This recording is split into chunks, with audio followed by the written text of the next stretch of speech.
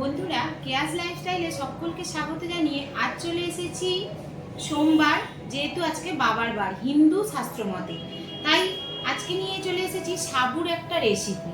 তো সাবুতে প্রচুর পরিমাণে কার্বোহাইড্রেট, ক্যালোরি এবং সামান্য পরিমাণ প্রোটিন হলেও সেটা খাওয়াটা অত্যন্ত উপযোগী।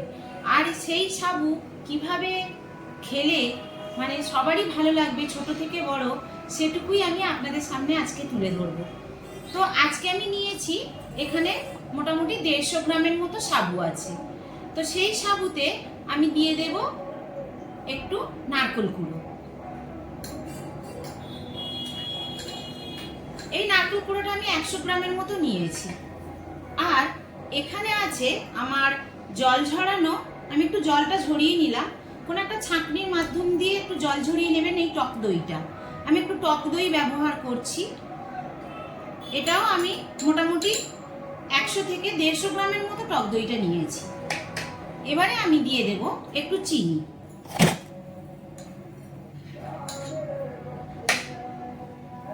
সাবুটা এইভাবে মেখে খেলে, সাবু অত্যন্ত পুষ্টিকর খাদ্য।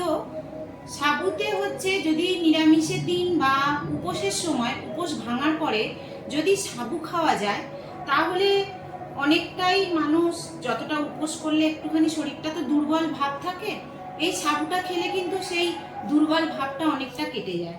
বয়স্ক মানুষরা বেশি উপোস করেন, একাদশী, পূর্ণিমাটা সবার ক্ষেত্রে চললেও একাদশীটা বেশিরভাগ বয়স্ক মানুষরা করেন।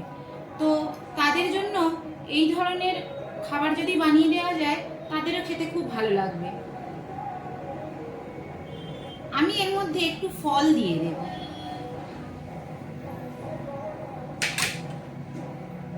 একটু আম দিয়ে দিচ্ছি।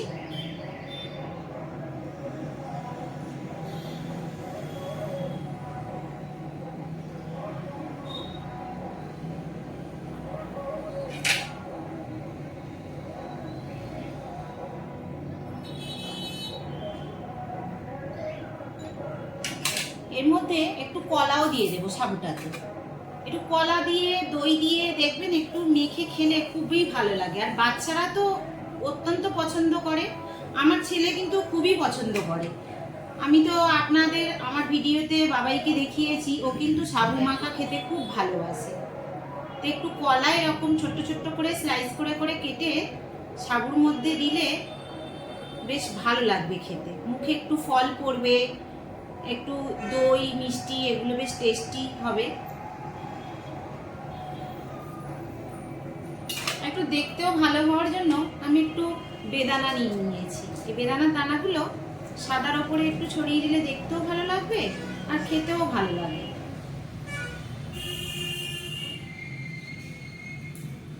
তা আপনারা কোনো সময় যদি এরকম সাবু মাখা করে খান, এতে তো শরীর খুব ঠান্ডা হয়, পেটটাও ঠান্ডা হয়। যেহেতু উপোসের সময় মানুষ শুকিয়ে থাকলে একটু শরীরটা গরম গরম লাগে, তো সেই সময় উপোস ভাঙার পরে যদি এই ধরনের একটু সাবু মাখা খাওয়া যায় না, পেটটা খুব ঠান্ডা হয়, খুব ভালো লাগে খেতে।